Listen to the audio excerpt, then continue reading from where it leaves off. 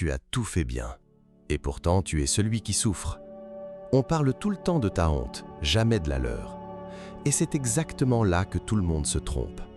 Parce que la vraie question, celle que personne ne pose, c'est pas comment tu guéris de ce qu'on t'a fait. C'est ce qui se passe dans la tête de celui qui te l'a fait, après, quand tu es parti, quand tu n'es plus là pour absorber. Et la réponse va à l'encontre de tout ce qu'on t'a appris sur la vengeance, sur le pardon, sur le fait de passer à autre chose. Dans les prochaines minutes, je vais te montrer exactement ce qui se passe dans la tête de quelqu'un qui t'a blessé et pourquoi ton silence est l'arme la plus puissante que tu aies. Partir sans faire de bruit. Il y a quelque chose que personne ne dit vraiment sur la honte. Pas la honte qu'on ressent soi-même, ça tout le monde en parle, c'est presque devenu une industrie. Non, la honte de l'autre, celle qui s'installe dans quelqu'un qui t'a blessé, lentement, sans que tu aies rien fait pour la provoquer. C'est peut-être ça le truc le plus difficile à avaler, que tu n'as pas besoin d'agir. Est-ce que tu t'es déjà retrouvé à écrire ce message et à l'effacer 10 fois, à chercher les mots parfaits pour que quelqu'un comprenne enfin ce qu'il t'a fait ? Quand tu t'en vas sans scène, sans le grand discours, sans les messages à 2 heures du matin, sans l'explication que tu leur devrais soi-disant, tu leur retires quelque chose qu'ils ne savaient même pas qu'ils avaient. Ton attention, ta réaction, l'énergie que tu leur consacrais, même négativement. Et c'est ça qui coince. Pas forcément parce qu'ils te manquent, mais parce que ton absence les prive du spectacle qu'ils attendaient. Ils voulaient te voir trébucher, ou au moins hésiter un peu, et à la place, rien. Un silence qui prend toute la place et qui, curieusement, dit beaucoup plus que n'importe quelle dispute aurait pu dire. Sénèque écrivait quelque chose dans ce goût-là. Fréquenter ceux qui nous diminuent, c'est accepter de rétrécir. Ce n'est pas une image abstraite, tu le sens vraiment, cette fatigue d'être moins que toi-même autour de certaines personnes, cette espèce de contraction intérieure qui finit par devenir normale sans qu'on s'en rende compte. Alors tu t'éloignes. Pas par stratégie, juste parce que tu en as assez. Et eux, dans ce vide que tu laisses, ils vont d'abord chercher à remplir, nouvelles têtes, activités en continu, distractions en tout genre. Mais les substituts ont rarement le même goût. Ils le savent, même s'ils ne le formulent jamais, même pas eux-mêmes. Dans quelques minutes, je vais te montrer pourquoi le simple fait d'avancer, sans rien dire, sans rien prouver, est la seule réponse qui ne peut pas être retournée contre toi. Vivre bien, c'est déjà une réponse. Marc Aurèle avait un général qui l'avait trahi publiquement. Il aurait pu le faire exécuter, il en avait le pouvoir, et personne n'aurait dit le contraire. Il a choisi autre chose, continuer à gouverner comme si l'homme n'existait plus. Pas par faiblesse, par refus de lui accorder plus de place que ce qu'il méritait. Et ses carnets, ce qu'on appelle les méditations, ne parlent presque pas de ses ennemis. Il y parle de lui, de ce qu'il veut être, de comment rester droit quand tout pousse à se courber. C'est une forme de réponse, pas spectaculaire, pas immédiate, mais réelle. Quand quelqu'un te blesse, il se raconte souvent une histoire pour tenir debout, que tu étais trop fragile, trop dépendant, que sans lui, tu n'irais nulle part. Cette histoire le protège, elle maintient son ego à peu près intact, lui permet de dormir correctement. Puis, tu avances, tu trouves un rythme, tu vas bien. Pas parfaitement, mais bien. Et chaque fois que cette réalité lui parvient d'une façon ou d'une autre, un morceau de son histoire s'effrite. Il ne peut pas le dire à voix haute, mais quelque chose se fissure là, en silence. Ce n'est pas de la vengeance, c'est juste la réalité qui refuse de coopérer avec ses mensonges. Les mots vieillissent mal.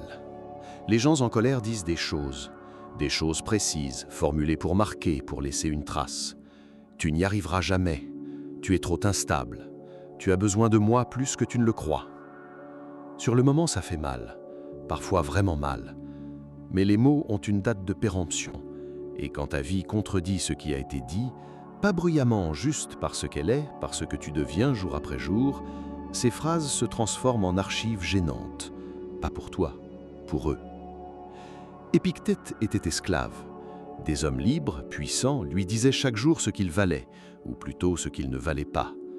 Il a continué à penser, à enseigner, à construire une philosophie entière. Ces hommes sont oubliés. Lui, on le cite encore 2000 ans plus tard. Les mots qu'on lui a jetés sont devenus de la poussière.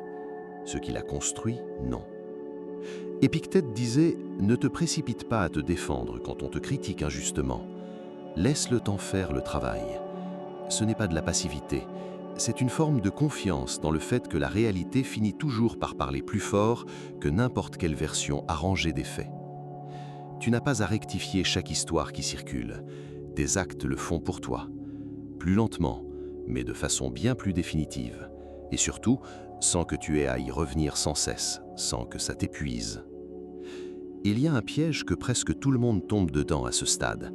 Et si tu le contournes, tu changes définitivement le rapport de force. Je t'explique dans un instant. Le dernier mot est un piège. Tu connais ce moment, celui où tu voudrais juste qu'ils admettent ce qu'ils ont fait? Où tu imagines le message parfait, celui qui ne laisse aucune place à la réponse. Il y a une tentation énorme de vouloir conclure, d'envoyer ce message qui pose les choses, qui résume tout proprement, qui te donne raison une bonne fois pour toutes. Je comprends ça, vraiment. Mais ce message, même s'il est parfait, même s'il dit exactement ce qu'il faut, leur donne une prise, une occasion de répondre, de déformer, de transformer ta clarté en nouveau conflit. Et tu repars pour un tour, épuisé, convaincu que cette fois, c'était la dernière. Le silence, lui, ne se retourne pas contre toi. Quand tu te retires sans conclusion officielle, leurs mots restent suspendus dans le vide, sans réponse pour les ancrer, pour leur donner du souffle. Et c'est eux qui se retrouvent à tourner en rond avec ça, pas toi. Choisir de ne pas avoir le dernier mot quand tu pourrais l'avoir, c'est peut-être l'acte de force le plus ingrat qui soit. Personne ne le voit. Toi, tu le sais. Les limites ne s'expliquent pas à l'infini. Une limite, ça ne se justifie pas indéfiniment.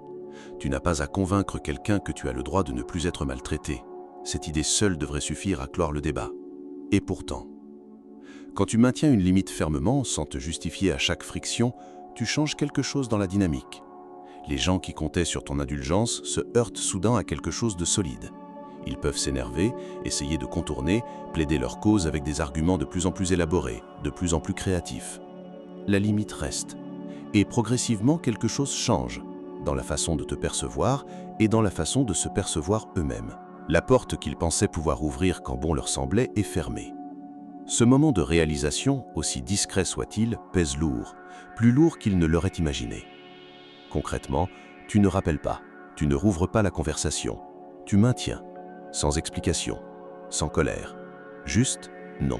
Ce que je vais te dire maintenant, c'est ce que la plupart des gens n'arrivent jamais à faire. Pas parce que c'est difficile à comprendre, mais parce que c'est difficile à accepter. Ne pas entrer dans leur théâtre.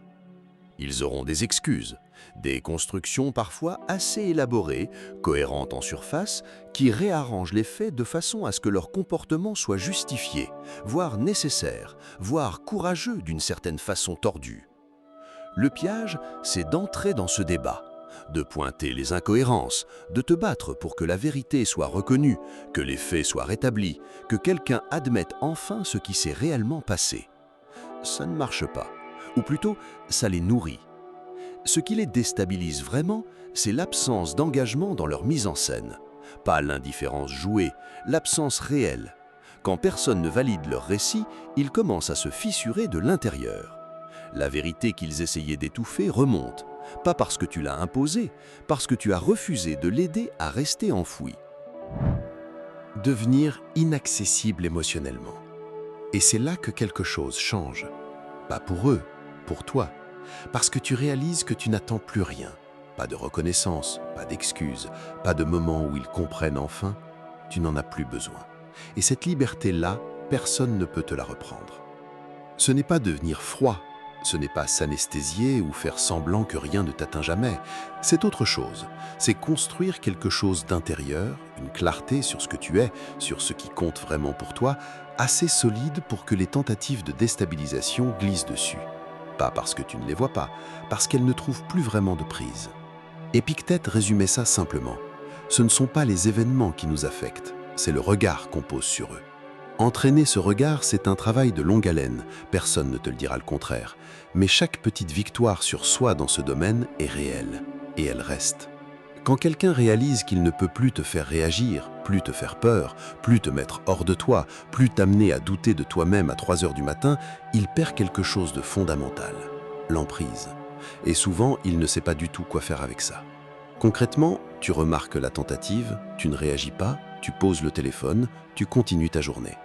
Chaque fois que tu fais ça, tu renforces quelque chose en toi. Si ce que tu entends résonne en toi, abonne-toi à Code de Vie, le lien est dans la description. Laisse un like sous cette vidéo pour soutenir ce travail. Et si quelqu'un dans ton entourage traverse quelque chose de similaire, partage-lui cette vidéo. Parfois, les bons mots arrivent au bon moment. Laissez le temps travailler. Vraiment. La honte ne frappe pas le soir même. Elle arrive plus tard.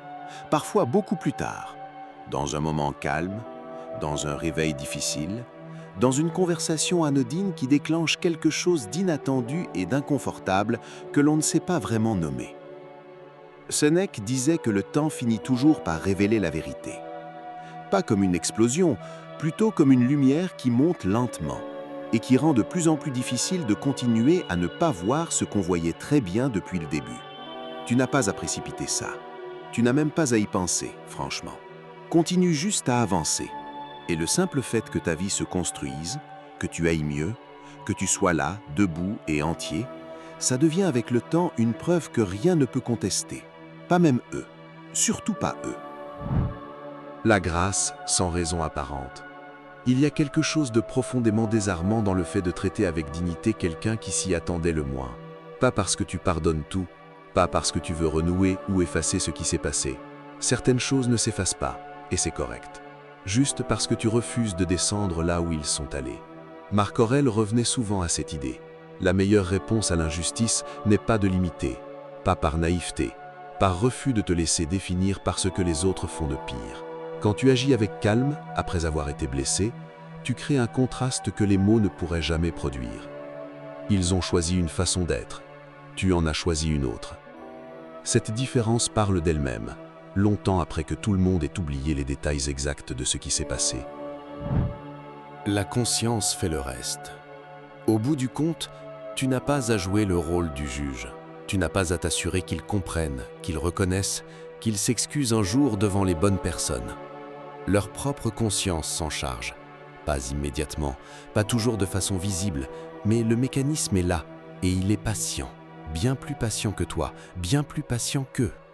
Chaque fois qu'ils entendront ton nom, chaque fois qu'ils verront que tu avances directement ou à travers ce que d'autres leur en diront sans même s'en rendre compte, quelque chose dans leur esprit fera le calcul malgré eux.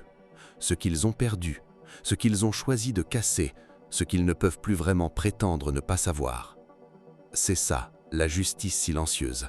Elle ne s'annonce pas, elle ne fait pas de discours, elle n'a pas besoin de public, mais elle arrive. Retiens ça. Partir sans bruit, c'est un acte de force. Maintenir sans expliquer, c'est une décision. Avancer sans attendre, c'est la réponse. Et toi, tu n'as pas à attendre qu'elle arrive pour aller bien. C'est peut-être ça le plus important et le plus difficile à croire quand on est encore en plein dedans. Dis-moi en commentaire, quelle est la chose que tu n'as jamais dite à la personne qui t'a blessé et que tu n'as finalement pas besoin de dire. Abonne-toi à Code de Vie si cette réflexion a fait écho à ce que tu vis ou que tu as vécu. Laisse un like pour soutenir ce travail et partage cette vidéo à quelqu'un qui en a besoin ce soir.